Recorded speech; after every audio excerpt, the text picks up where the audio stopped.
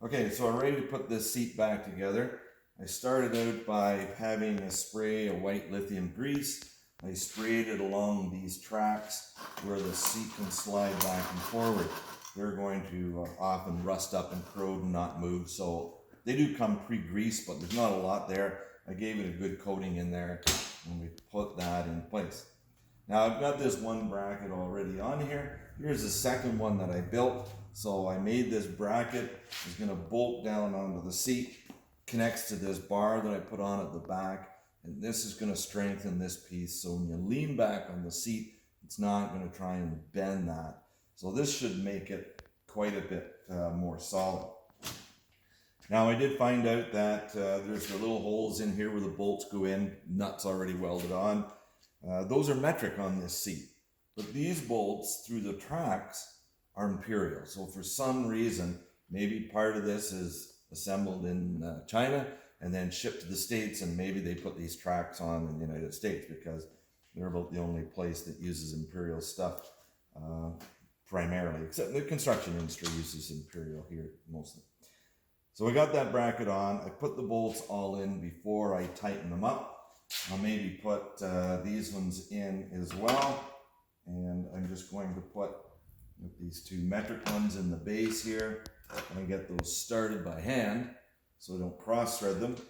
I'm going to use my cordless driver to put them in. That will speed things up a little. It will work well. Here I've got a bolt. And here I'm putting in imperial ones because I had a bunch already. Flat washer under the head, flat washer, split ring lock washer to help keep the nut in place so it doesn't rattle loose with the vibrations of it running. So hopefully that will work there. Put that in there.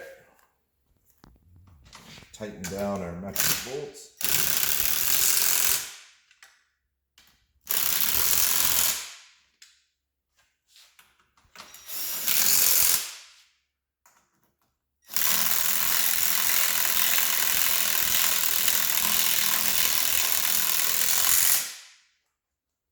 Tightened in. Looks like those are all good and solid. It's imperial, so change the sockets.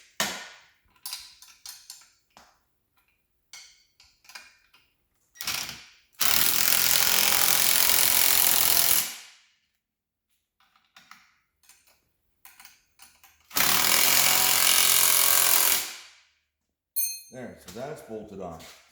Now, when I was drilling holes here, I had to make sure that when you drill into the angle iron, the flat bar, that there's a space for your socket to get in around there. Same thing in these other ones. If you drill it right in the middle of the flat, sometimes you can't get your socket on. And then you have problems tightening it up. Okay, so there's our bracket. This piece is the plate that mounts on to the mower. Flat piece there. This should fit in. I had to drill some new holes to make that plate mount. And put those all in. Almost. Does fit tight.